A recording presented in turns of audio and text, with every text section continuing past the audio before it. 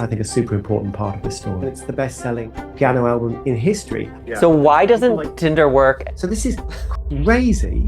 I'm and you're Hi, Tyler. Thank you for doing this. Oh, thank you. I'm super excited to talk to you today. Are you in the UK right now? Yeah, it's warm. It's not too warm. It's nice at the moment. Wonderful. Okay, so thank you so much for taking what I believe is around your lunch hour to talk to me today. Before we get into the meat of our conversation and everything, I thought maybe it would be a good idea to, it's funny that I would say this, start with some housekeeping with the author of Messy, of course. Yeah. So I've been in Korea for a really long time, and one of the things that I've experienced is that oftentimes when there's a conversation between someone who's here in this Korean language / sociocultural bubble and someone who's not, oftentimes there's a lot of miscommunication between all the third parties in between. So I thought maybe I'd give you a quick rundown as to who I am, who our audience is, who we're speaking in front of today. Sounds like a good idea. Good idea? You're right. The last time I had a conversation with someone in Korea earlier this week, and it was all very nice, but we had very different expectations. So it's good to clarify everything. Yeah. Okay. Wonderful. So again, my name is Tyler. I'm from Vermont in the US. I came to Korea about 15 years ago in 2011. I've been working in Korean media for about 12 years now. I started in legacy media and then moved into digital media. Everything I do is in Korean all the time. So sometimes it's hard for me to recall certain phrases.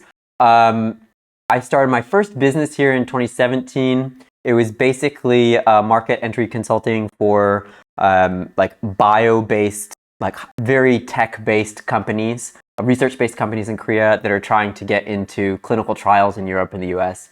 And then I started my second venture, which is a Korean alphabet snack brand called Calphabets. So very, very different things, getting my hands in all sorts of different jars. But traditionally, my background is actually in geopolitics. I used to work for the US government and the South Korean government in the embassy in DC, the Korean embassy to the United States. So that's my background. I used to live in DC. Whereabouts is the embassy? The embassy is on Mass Ave.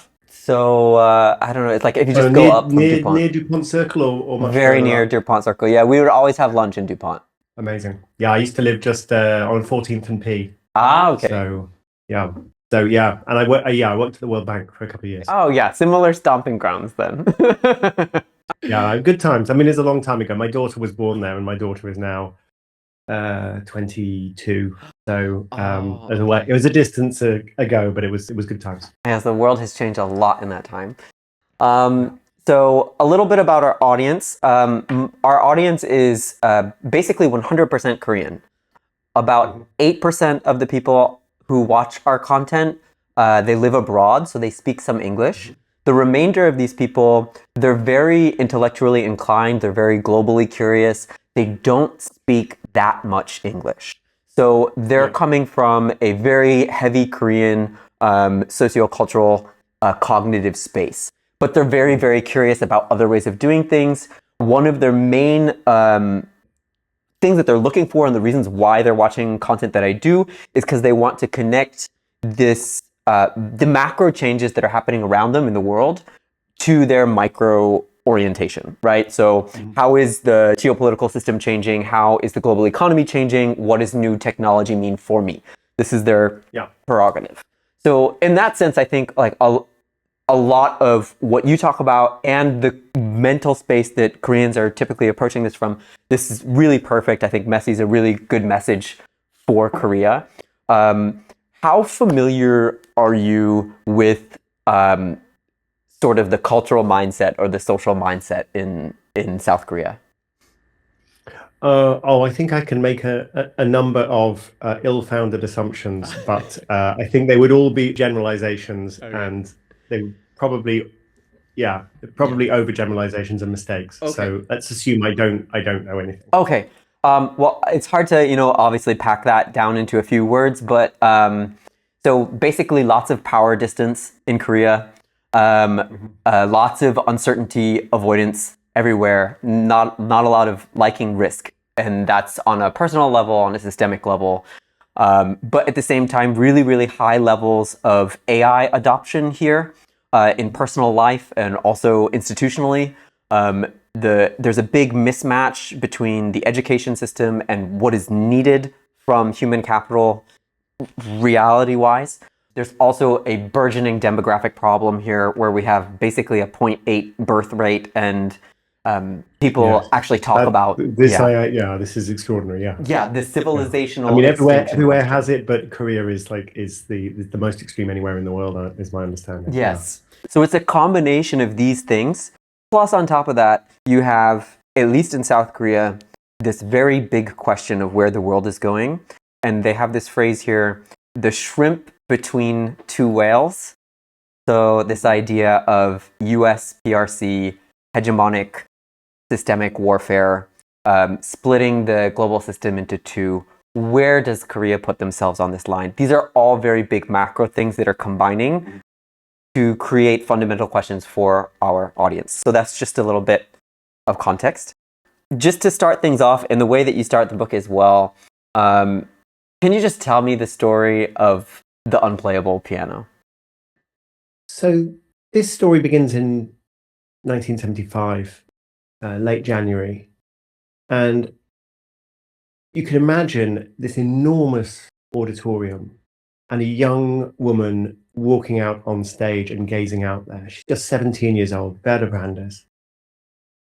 And it's the most exciting day of her life because she knows that later that day, this huge auditorium, the Cologne Opera House, is going to be full. She has organized the concert. She has sold every ticket, every seat, and she is a jazz fan. This is how she got into this. And one of the greatest jazz musicians in the world is going to be on that stage playing his piano, Keith Jarrett. And he improvises. So he doesn't have a sheet music. He doesn't rehearse. He's just going to play whatever comes into his head. And the reason she's standing there on the stage looking out at the auditorium is because she's introducing Keith Jarrett to the piano that he's going to play. And the moment he sees it, there's a problem. He tries a couple of chords, he shakes his head, and it turns out there's been a mix-up at the venue, and they have brought a rehearsal piano to the stage, and it is beaten up, the felt is worn out, keys are sticking, it's too small, it's too quiet. Vera later said, it's a tiny piano, it's like half a piano. So this thing is completely unplayable. And Jarrett refused to play. He says, I'm not going to do this. He walks out. And Vera tries to see if there's some way of getting a replacement. She tries a lot of things. There's no replacement. She gets a piano tuner in to try to fix some of the problems. But fundamentally, this is a bad piano. And she realizes her only option is to beg for mercy. So she runs out, she finds Keith Jarrett, he's sitting in his car, he's waiting to be driven back to the hotel, it's raining, and she knocks on the window, and he rolls down the window, and she just begs him. There's no way that she can refund the tickets, all these people are going to show up, there's going to be no concert, and he looks at her and he says, never forget, only for you. And so he allows himself to be guilt-tripped into playing this concert. Later that night, he walks out on stage, the auditorium is full, he sits down at this piano that he knows is unplayable, and he begins. And it's magic. And the audience are immediately captivated. And audiences continue to be captivated because Jarrett's producer, Manfred Eicher, had arranged for the concert to be recorded. And they were like, why do we even bother? It's a terrible piano. In the end, they decide, at least we'll have documentary evidence of a musical catastrophe. So they decide they're going to record it. And of course, it's a great performance, and they tidy it up and they release it, and it's the best-selling piano album in history. I have 3 children. 2 of my children were born while my wife was listening to Keith Jarrett's concert album. She now has mixed feelings about it, but I think it's great. So what happened was he avoided the upper keys because they sounded thin and tinny. he put these repetitive riffs in the bass because it's louder, and he's going to try and reach this huge auditorium with this tiny piano. And in the middle, he's playing they're very soothing, kind of melodic, ambient kind of tones. But because the piano is so quiet, he's hitting them hard. So there's a kind of energy that's coming from the bass, and energy that's coming from the loud striking. It's quite simple because he's missing the upper registers. So you can describe why this was good and why people liked it. But I think there's a much bigger lesson to draw, and that's the lesson I explore in the book, Messy, which is about the way that when we're trying to do something, we are often faced with obstacles, with problems. Things are not as perfect as we want. They're not as tidy. They're not as orderly. They're not as systematic as we want. And we often react the way Keith Jarrett reacted, which is like, I don't want to do this. But when instead we try and deal with it, and we try to overcome the obstacle, we try to deal with the mess, we produce something that is better than we could possibly have imagined. And the book is in part an exploration of why that happens, and why it's not just this one story about this one guy doing this one amazing performance. There's something going on that's much more universal. Did he at any point excuse himself in front of the audience, or there obviously must be a process of, okay, I accept my situation, and then only when you do that can you fully put yourself into that situation and try to address it. But what happens in the psychology if you excuse yourself? Oh, actually, everybody, this isn't the best piano, so... It's so interesting. So I don't think he did. I mean, I'm not absolutely sure of that. I don't think he did.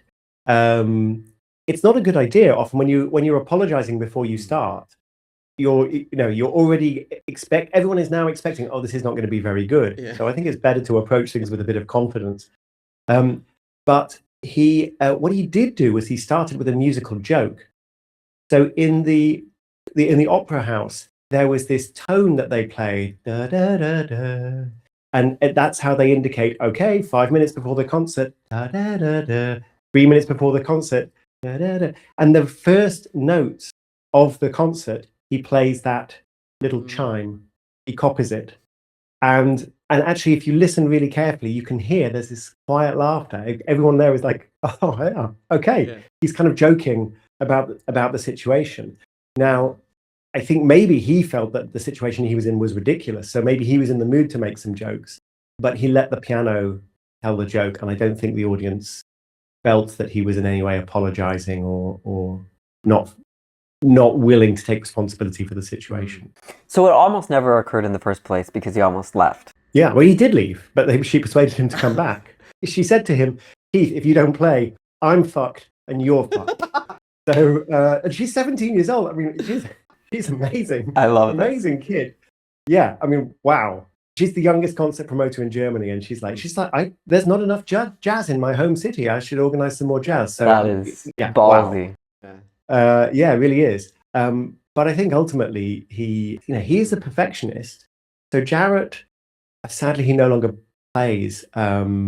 He's too old. He can't physically do it. But he was famous for just stopping concerts because somebody coughed, or cough drops would be handed out. You have cough sweets handed out outside the concert venue, so everyone has a. I'm not going to interrupt. So, and the part of the reason why there was this mix-up is because he asked for a particular piano, a Bosendorf Imperial. He knew, oh, there's this amazing piano. I want to play this amazing piano. I know that this piano is in Cologne. Part of my condition is I want this piano. And then somehow the message got mixed up, and they bought a Bosendorfer, but not the piano he wanted.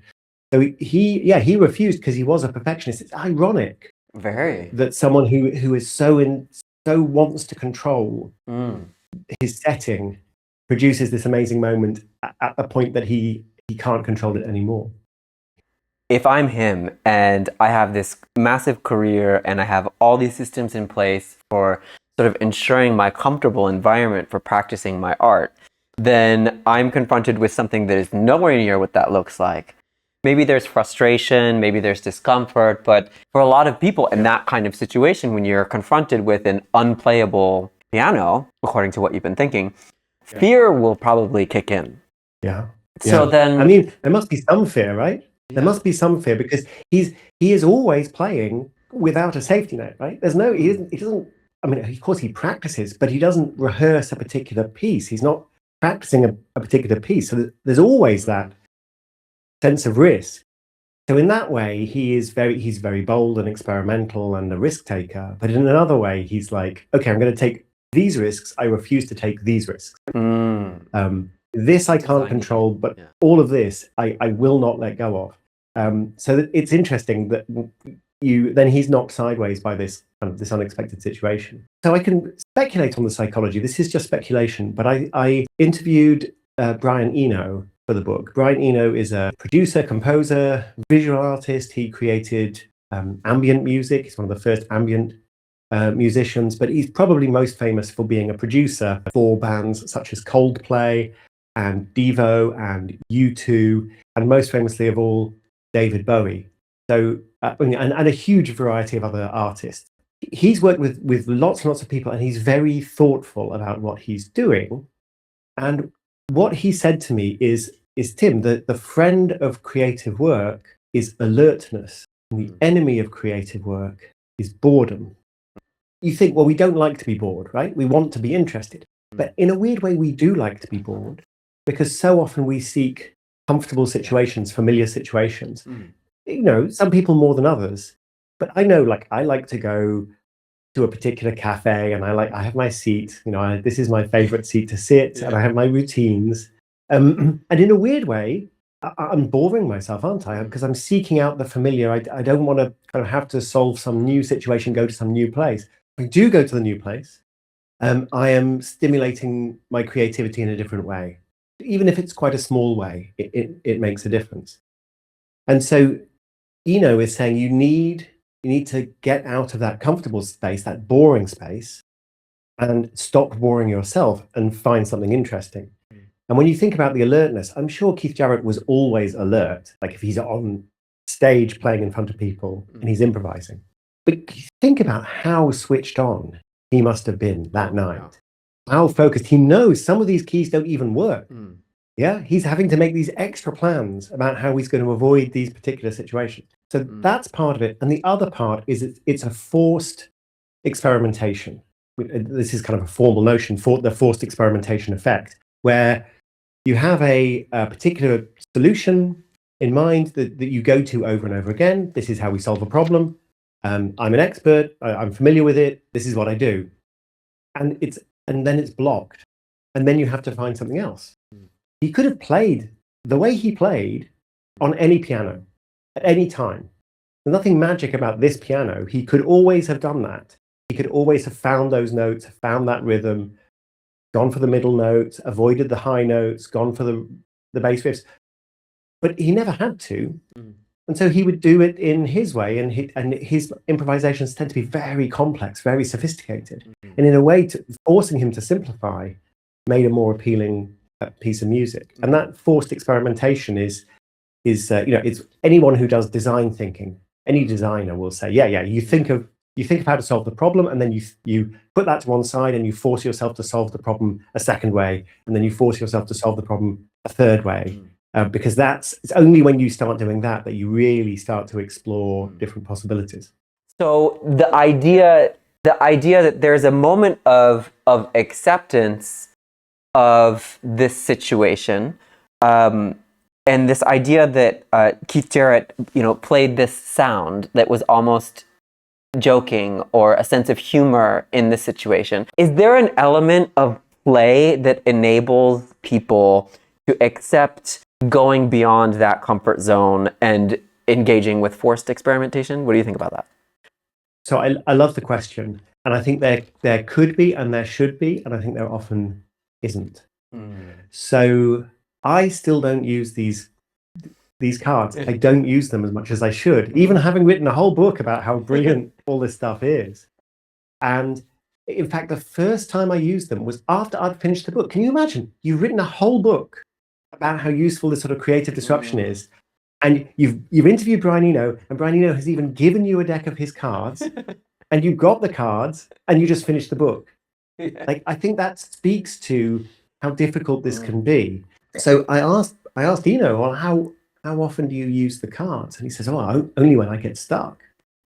And I said, how often do you get stuck? He says, all the time. So he uses them. But I think it's tiring. It's difficult, and we very often don't recognize that the creative process is happening and is having benefits.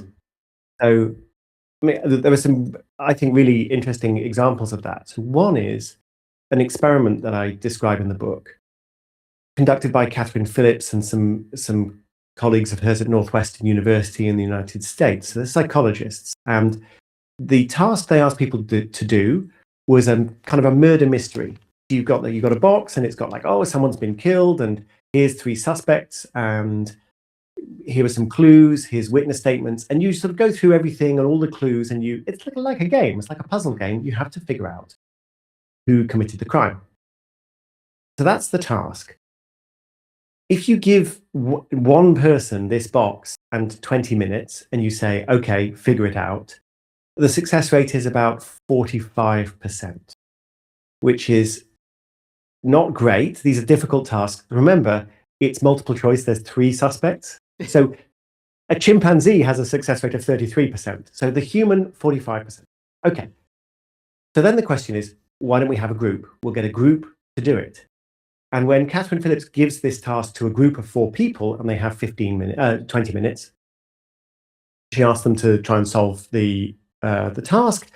They do successfully solve it, and the success rate goes up from 45% to 55%. That's okay. It's not amazing. You got 4 times as many people. But the really interesting thing about this experiment is, so randomly, sometimes she asks 4 people who are friends. The success rate is 55%. But at other times, she asks 3 people who are friends plus 1 stranger. So now you have a different social mix. And there's lots of interesting work on diversity and how important diversity is for problem solving. But usually it's because it's like, okay, if you have 4 screwdrivers, if you get rid of the 1 screwdriver and now you bring in a hammer, well, now you have an extra tool, right? So you don't want 4 economists, you want 3 economists plus a sociologist. Actually better, 1 sociologist, 1 economist, 1 marketing expert, 1 designer. Yeah, you want the mix, right? You want the mix for the different skills.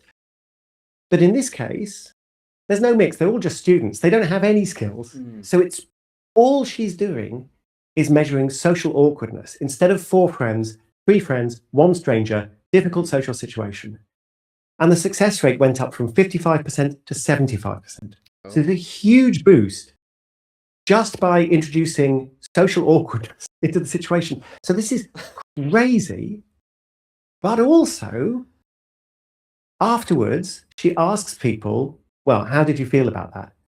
And the people who had to deal with a stranger were like, well, it was kind of awkward. I had to deal with a stranger. It wasn't that much fun. Fine. That's not a surprise. But she also said, well, do you think you got the right answer? And they'd say, no, I don't think we had a good conversation. I don't think we really got to grips with the problem, and I don't think we got the right answer. Whereas the groups of 4 friends were like, we had a great time, and we had a great conversation, and we know who did it. But objectively, their performance was lower.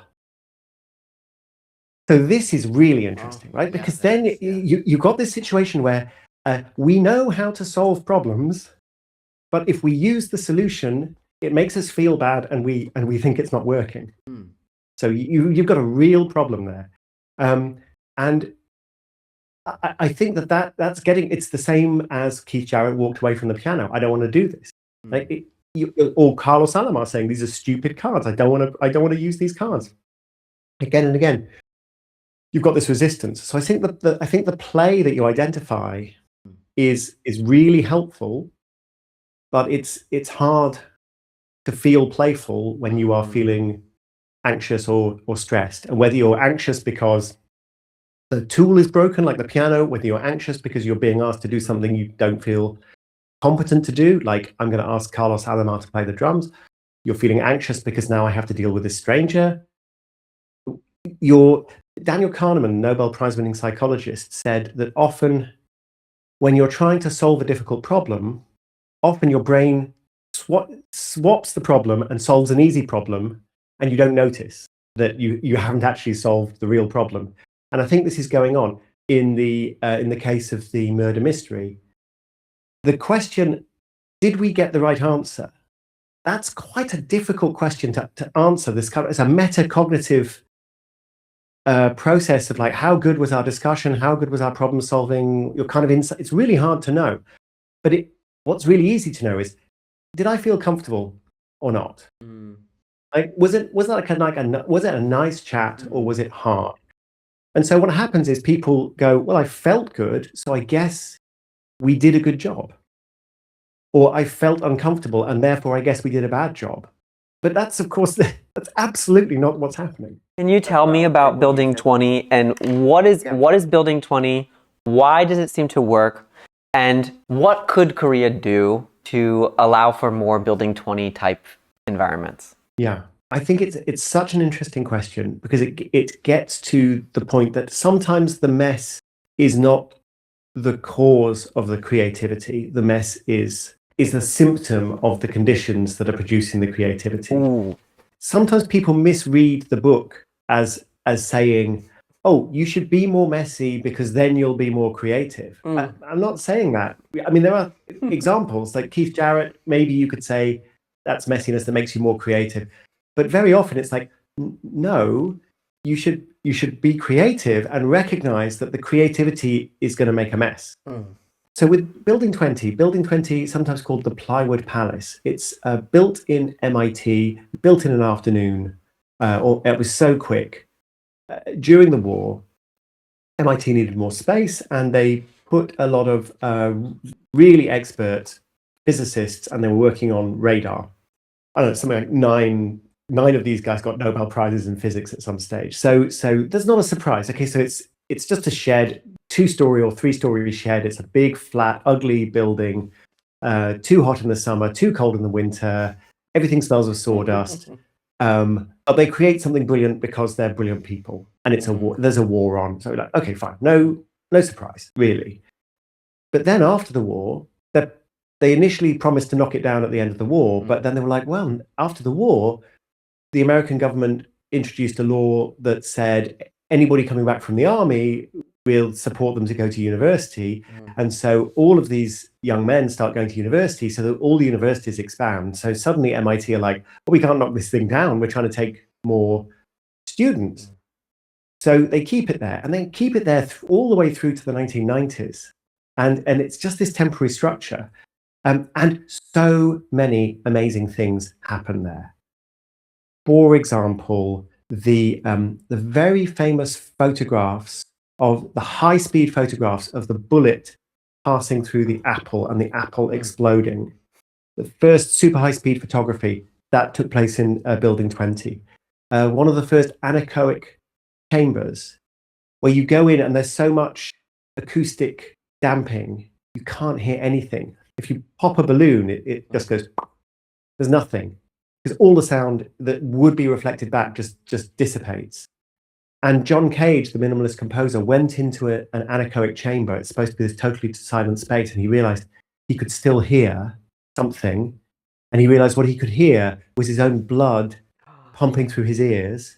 And then he left, and he created this very famous piece of music, 4 minutes and 22 seconds, I think it is, that's it's described as 4 minutes, 22 seconds of silence, but the whole point of the music is it's not silence. There's always noise. If you just sit watching a pianist not touching a piano for 4 minutes, you will hear so much. That's what that piece is about. Jerry Letvin, neurologist, he experiments on frogs, and he produces this academic paper called What the Frog's Eye Tells the Frog's Brain. It's a very, very famous paper in neuroscience about how the brain is processing, but also the optic nerve, the eye, they're also pre-processing data before it goes to the brain. That's Building 20. Noam Chomsky, his idea of grammar, Building 20. The Bose Corporation, the speakers, Building 20. Sorry, I'm talking too long. We can't fit in all of the things that happen in this place. Some of the early solar-powered cars, Building 20.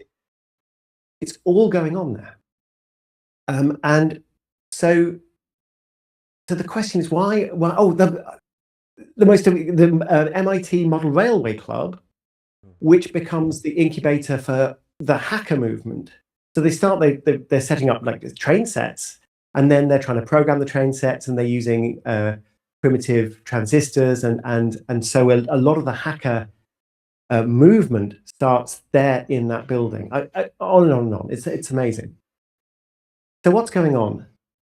One of the things is that if you wanted to do something, you don't have to ask for permission. You want to knock a hole in the wall, bring through some electric cabling or something, you just do it. No one cares. You just do it. Whereas somewhere else at MIT, you needed committee permission to put a piece of paper up on a door. So another thing they did there, Harold Zacharias built the first atomic clock, the first ever atomic clock. And it's 3 stories high, and he just knocks through 2 floors. It's like, no, he's got this, whatever. Nobody cares. And we're going to build the atomic clock there. So that's part of it. That like the permission, like there's no control. There's nobody forcing you to do these things, so you can do what you like. But I think the other thing, we talked about diverse teams and diverse ideas bumping into each other. And they bumped into each other all the time at Building 20, because Building 20 was where you put everybody who didn't count and didn't have any power.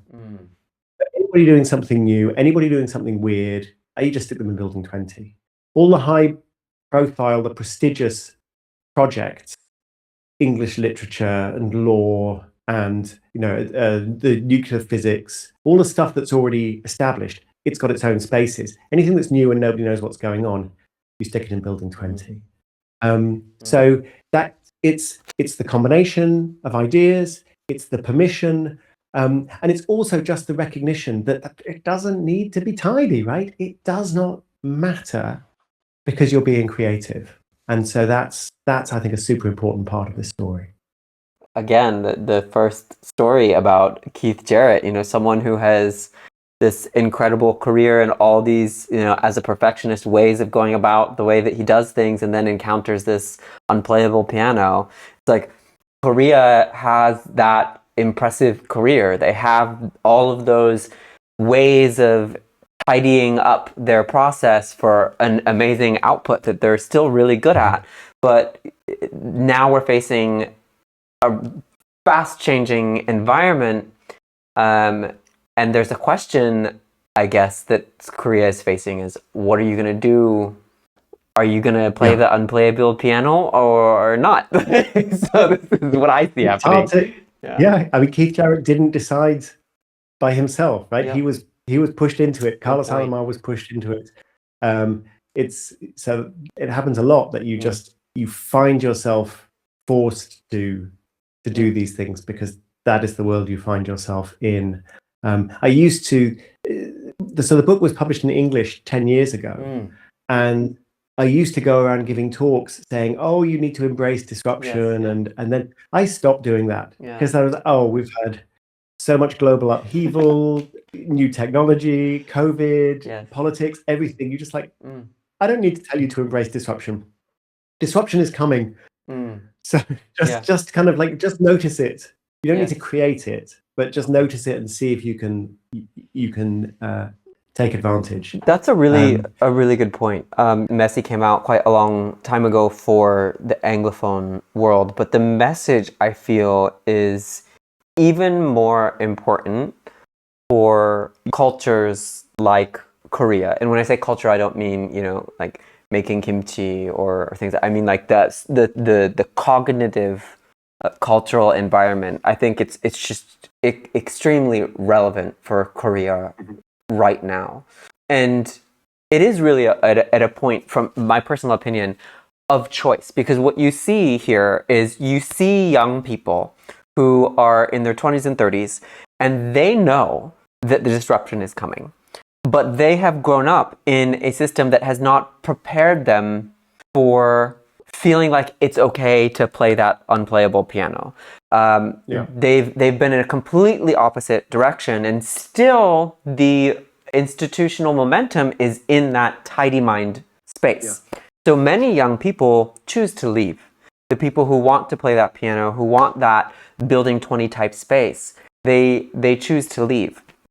And what I see, that's not the worst thing. Sorry to interrupt, Tyler, but that's not the worst thing if they leave, because then you've got the connections, right? We were talking earlier about the bridging and the bonding.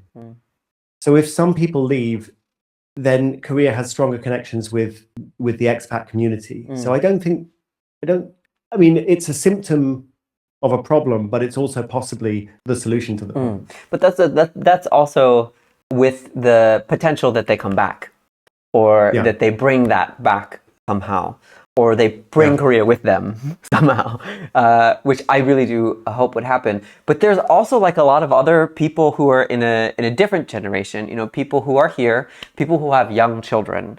And I know that you also mentioned this Welsh playground, right? And I'm just imagining, you know, the Korean parent, and it's just like so many of them know that they need that. We wouldn't this playground where it's just dangerous. These kids are kind of, you know, lighting fires and playing with saws and hammers and nails and just but it's inspired by the idea that early playgrounds in the UK and in Europe were post-war, and people were basically playing on derelict bomb sites. So something's just been destroyed, somebody dropped a bomb, a building fell down, and it's kind of like an interesting space to play. You can climb, you can hide. I think a certain forward-thinking adults thinking, this is, you know, we need to, if we tidy this up a little bit, make it a little bit safer, we could have a really exciting space where children have more autonomy and more control, and they're not constantly operating with guardrails all the time. But over time, of course, playgrounds have just become safer and safer because the demand for parents don't always demand more dangerous stuff, and there are legal consequences if some kid falls and hurts themselves. Then, so yeah, that's how playgrounds have evolved. And I've got 3 children. Well, the youngest is now nearly 15, so they're not really children anymore. But I remember being very protective of them and very worried that they would do something that can get hurt. But of course, if you protect the kids all the time from everything, then they have no ability to learn and grow stronger and to learn both the intellectual and the physical resilience that they need. Can you tell me a little bit more about how a controlled environment like a playground or a controlled educational or play environment or too standardized of such an environment, will that prepare today's child for the type of world that they need to be living in the future, given what we know now with AI and how economies and value generation would work? How would the playground have to change slightly to take into account for that? So I think the generic risk is that if you have an overprotected and over-optimized anything, it seems to be working really well, and then you have some kind of new stressor and it turns out the whole thing is falling apart. For people who do physical exercise, coaches will often say, well, it's best to cross-train. Don't just go and run and run and run and run. Run with different shoes. Run over trails. Rough ground as well as smooth ground, hard ground as well as soft ground. And don't just run, but also get in the gym and do exercises in the gym, or go and swim or cycle. So the idea is these different sorts of stressors are protecting you, because every time you subject yourself to that stress, you're teaching your body to get a bit stronger. And similarly with the mind, every time you're forced to solve some kind of problem, to remember something, to overcome some kind of difficulty, you learn to do it a bit better. And the greater the variety of those challenges that you have to solve, the better you get. So that's the general principle. But then when you see what actually happens in reality, you see us trying to put children in spaces where there is no possibility of physical harm, and therefore they learn that the world can't hurt them. And then eventually, you know, they are going to get into an environment where they can be hurt, and maybe they should have learned the lessons, learned to be careful, understood what a risk is and what a risk isn't a little bit earlier. Another example is constantly navigating with a maps app on your phone. I mean, it's good, it works well, it gets you around, but it is helpful to be able to navigate, just get a sense of direction, get a sense of landmarks, without constantly having to have your face in your phone. So again and again, there's this challenge between, do we take a small amount of risk and expose ourselves to a small amount of discomfort and inconvenience now? Or do we avoid the risk, avoid the discomfort, avoid the inconvenience, and then maybe we have bigger problems later? So the idea of maybe children should play sports where they can fail. That would be useful. There's a sense that maybe children should never be allowed to fail at sports. Like no one should ever get a prize, because no one should ever not get a prize. Yeah, like I sympathize. Like it's painful to see your children not succeed at something, or they're sad because somebody else was selected for the team and they weren't selected for the team. But I think this is also an important part of growing up. And parents are often super overprotective. They don't want to be embarrassed by the sense that their child has publicly failed, and they also don't want their child to suffer the pain of failure. And all of this you can see just brewing. And although when I wrote Messi, there was no AI as there is today, there were autopilots, and I write about autopilots. You can see a lot of this now with large language models. How do you use a large language model to help you think? So one school of thought is don't think for yourself always. Another school of thought is, well, you just, you ask it questions, it gives you answers. It's more efficient. But we know that when you do that, you're basically outsourcing your thinking to the machine. So it's like saying, I'm going to get faster and stronger for a marathon by driving around the marathon route in a car. You're like, it's not going to help. You can tell yourself, I'm familiarizing myself with the route, I'm really understanding the challenge, but you are not helping yourself. So the alternative is to say, I'm going to get the LLM to challenge me. I'm going to get the LLM to serve as a teacher. I'm going to get it to set me questions, and I will answer the questions, and then the LLM will grade my answers. You can do all of that. Who does that though? No one does that. Because that's hard, and we want it to be easy. So that I think is the challenge. How do we use these new tools, which are constantly changing, in a way that continues to challenge ourselves and not just surrender all the interesting bits because they briefly feel uncomfortable or difficult, and it would be easier to just ask the machine to do it. That just really makes me think about this idea that, like, humans, as we have this very interesting way of, I think there are obviously many species that create their environments, but we have this way of being able to do that in a highly complex way, and we're very adept at that. And it's almost like there's this then predicament where okay, can you do that to the point at which you're no longer receiving the stimuli that you need to adapt and grow? Can you? Yeah. So I don't know. Yeah, and it's interesting, Tyler, because earlier on you were asking me about play and the role of play, and I think games are an interesting example where we do often test ourselves. So one definition of a game is the voluntary embrace of difficulty and constraint in order to achieve some pointless outcome. Right. Pointless outcome. Yeah. Like you think about soccer, you could just pick the ball up, right? And just carry it to the net. Like why do we have this weird rule that you have to kick it with your feet? And also, who cares if it goes in the net? It doesn't make any difference to anything.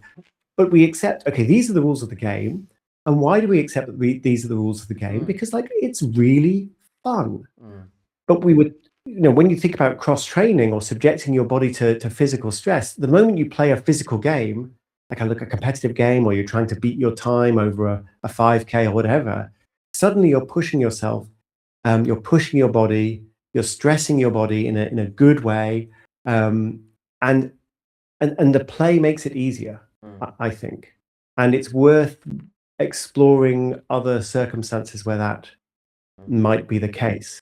So yeah, I mean, maybe maybe it has to be fun in order for us to really kind of be willing to put ourselves to the difficulty. And when I look at the well-designed computer games, you're asking people to do something incredibly difficult and in some ways tedious. Yeah. Like you fail and you go back to the beginning over and over and over again. And people would never tolerate this if we were saying, you need to learn French.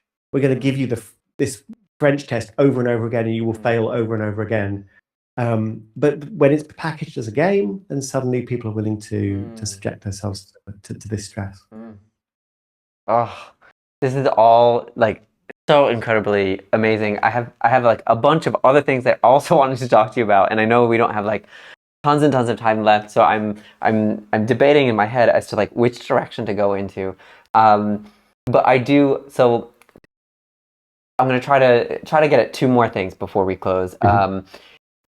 One is this situation that we're in here in Korea with demographics. You know, we spoke a bit about play and education and sort of the where things are going. But another big part of the demographic situation is this whole loneliness epidemic that we have going on. This lack of... You're going to ask a middle-aged economist for dating advice? Is this where we're going? I was going to say, why doesn't Tinder work? And what do you think about this new, I don't know if you've heard of it, this new social media platform from Devin Doty's company called Setlog? So tell me about that, because I haven't heard of it, but I'm already interested. So Devin Doty, you know, Tumblr, Snapchat, right? His company in New York, they started this thing called Setlog, which just went crazy here in Korea. And most people in Korea think it's actually a Korean app. So here's the app. I don't know if you can see, right? There's a certain number of people in the room. And then if I were to hit my button here, then I would shoot a like 10-second video. And it's limited, like you have to shoot it horizontally, and it goes up here, and you get a notification every hour, like, hey, upload something to your Setlog, right? And so people, there's no way to convey a lot of information in here, but this went viral, and everybody's using it. I have heard of this. Yes, yeah. So why doesn't Tinder work, and what is going on here, and what do you think about it? So interesting. So it's partly that people like the constraint. That's a creative constraint.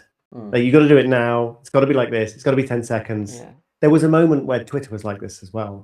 Like people were like, "Oh, it's just 144 characters, no text, no links. Interesting, yeah, like a haiku, yeah, or actually any formal poetic form, the sonnet, whatever. The constraint is interesting because it's within the constraint that you start to explore your creativity. So it's kind of fun. Tinder, there's a few things going on with online dating. The history of scientific dating is longer than you think. So it goes back to at least the 1920s, where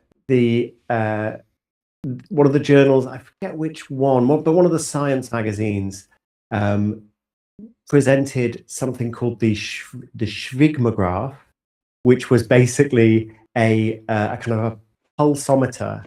You could measure whether your heart was beating. And they had but they presented this idea like, we're using science, we can show how you will find the perfect partner. So your partner can be put in a big glass jar, and there's a hose coming out of the jar, and you can smell the concentrated essence of the potential partner. Does it smell like nice or not? You're like, when you see your partner subjected to a stressful procedure, so maybe they have an injection. Does your heart beat faster? Do you have sympathy? So there's all this sort of idea of kind of like, we've got these scientific measurements and we're going to measure compatibility. It's just nonsense, right? But this has happened over and over again. So, and I write about this in Messy. So the first computer matchmaking was in the late 1960s, early 1970s. And what they were saying was, fill in this long questionnaire. We will get the computer to find the perfect match. But actually, they never did that because they didn't have enough people. They just matched people who were in the same zip code. But it worked because people would go on these dates and then they'd try to figure out why the computer matched them. So it actually makes for a really interesting conversation because you're trying to work out what you have in common and what's different, and so it kind of worked. And OkCupid later, so OkCupid is still on this matchmaking idea, scientific matchmaking. Same thing. They ran an experiment where they told people they were a match, but actually the computer thought they weren't a match. Didn't make any difference. Yeah, just being told you're a match is like, it's placebo. It's fine. You figure it out. And why does this never work? Because the computer can never actually measure what really matters. So the computer can measure lots of things that feel like they might matter. So like, do you like the same kind of beer or something? It doesn't actually matter if you like the same kind of beer, but it's finding this match. All of this is kind of an attempt to impose order on something that is inherently not predictable and not orderly. And there's a much broader point in the book where there is a time for order and system. You are making a car, you need an orderly process and a tidy environment. If you are making a movie, maybe the process is inherently going to be less orderly and less tidy. And you just need to recognize, and the point that I make over and over again is we constantly pretending to ourselves that chaotic environments can be controlled and that tidiness is the appropriate response. And sometimes it is, but very often it isn't. So that brings us anyway to Tinder. I think that the problem with Tinder is basically too much choice. And so you are constantly second guessing yourself. When you're making a choice, you're like, well, is this really the best person? Maybe I should go back and choose somebody else. And that undermines the commitment necessary to formalize a relationship, even if it was just you. Of course, the problem is the other person is also doing this. So both of you are chipping away at the need to kind of work. And just to get us all the way back to Keith Jarrett, like it's about working through the discomfort. And leaving aside relationships, our greatest friendships, they are people that you have gone through something difficult together with this person. Whether it's the army, whether it's university, whether it's a working environment, you have been through hard times together and supported each other and solved problems together, and that's what makes a friendship. And that's why it's difficult to make friends later in life, because you make friends by having people over for dinner and you talk, and like no one really has any problems because they're older, different, and you're not. And if you did have any problems, you wouldn't talk about them, right? You wouldn't. Yeah. So, and it's the same with the relationship. It's working through the difficulty and kind of overcoming problems together that helps to build the relationship. And Tinder is basically going, you don't need difficulty. You don't need any difficulty. Just go back to Tinder. You can find somebody else. And so it's as though every time Keith Jarrett sits down at the piano, somebody says, Keith, you don't have to do this. You could just leave. There'll be another concert tomorrow. And then when does the magic ever happen? That's so good. Yeah. Oof. So I guess one more, and I'm sorry, I totally have to ask this, as an American, and I think you probably know this might be coming since I'm a geopolitics person. But so you did mention in the book John Boyd's OODA, and the Trump campaign 2016, this sort of disorienting factor. Now we're here 10 years later, 2026. And it's still relevant. Can you believe it? Yeah. Still relevant. And I personally, just my personal read of the situation here is that the United States, despite who they elect, is at a point where there's a pressure on the system that they have put together. And so the question is, either you maintain your tidy system or you make it messy intentionally. And this, I guess, leads to sort of a destructive creative process. But I really do believe that that's, in a way, what's going on, where you come and you sort of... you know what Go is? It's this, game with the the white game. and I play it. yeah. I play it every day. Okay, there you go. Yeah. It's like taking the Go board and shaking it up, right? And the greatest Go players in the world are, well, the greatest Go players in the world used to be Korean and now they're computers. Right? Yes, exactly. So you know exactly what we're talking about here. So it's like shaking up this board and saying, okay, what are you going to do now, right? In order to see where things fall and then rearrange, and then you have this new system that will fall into place. But if you're on that board and you're South Korea and you're having to deal with this constant bull in the china shop OODA process, what is the way to engage with that? Is it, do you use this sort of improv tool of yes and, or do you stick in for something more tidy? What would you think would be some ways that one could approach the situation? Wow, yeah. I mean, this is why I'm glad I'm not a politician, because it makes life very difficult. I think the politicians who have coped best with Trump are the ones who are willing to embrace the chaos and to kind of to improvise. They're willing to take a risk. They're willing to do things a bit differently. And there have been different approaches. So people stand up to him. They disagree with him. They attack him, or they flatter him. What hasn't worked, and I think people have now, after 10 years, people have started to realize this. What hasn't worked is somebody who basically just acts like nothing's changed and just goes, well, this is very ungentlemanly. This is very unpresidential. This is not appropriate behavior. This is scandalous. The United States has signed a treaty, and now you're tearing the treaty up. And it's as though somebody showed up to a boxing match and then realized, actually, it's a kickboxing match, and all they're doing is standing there getting kicked, going, but it's not fair. You're not. Yeah. You're like, okay, the rules changed, right? So do something.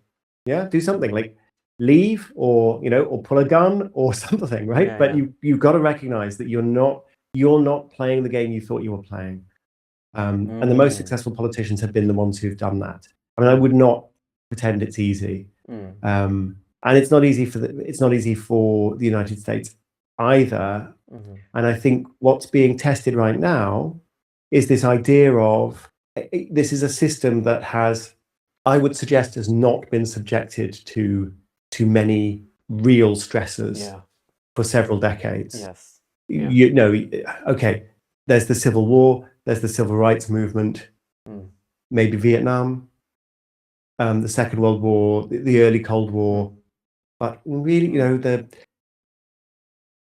ever since Nixon, you might say that this system has somehow never really been tested, and the result is that there are all kinds of institutions that are kind of maybe no longer fit for purpose, but we haven't figured out how to replace them. So the way the Supreme Court is selected, the Electoral College, these various other curiosities of the American system, it's always been fine in the past, and now the question is, well, so one possibility is that Trump stretches them and stretches them and stretches them, and then when he goes, they bounce back and it's like nothing ever happened, and we're all going to pretend that just didn't happen.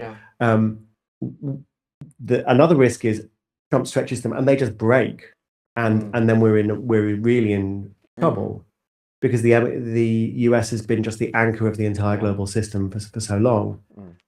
What I'm hopeful is that actually it's more like the unplayable piano, and the disruption that Trump has brought, whether you're a fan of it or whether you're a critic of it, it forces the system to find new ways to adapt, new ways to operate, and becomes more effective and delivers better for the American people, and maybe delivers better for the world over the long haul. When that's the optimist view, I'm not saying there's any guarantee of that, but that's what I'm always looking for. What I was always hoping for is, okay, this is the moment where everybody figures out they need to rise to the challenge. Thank you so much. This has been absolutely amazing. I'm grateful for the opportunity to talk to you, Tyler, and thanks to everyone who's listening. Yes, thank you, Tim. Thank you so much. And you have an amazing day, and we'll keep in touch. And by the way, have you seen the cover of your book in Korea? I think I have, but show me again. Show me again. This is the cover of your book here. Oh yes, yes. I love it. Yeah. I like it a lot. I don't. I should get one. You I should. feel I should get one. Ask your Because sometimes publisher. they just use the British cover or the American cover, but there we go. Thank you so much, Tim. It's a pleasure. Thanks, Tyler. Thanks to the team who filmed this as well. Yes. And, Thank you. Great to talk to you. Thank you so much. You have an amazing day. 여러분 이 영상 보셨나요? 이 영상은요?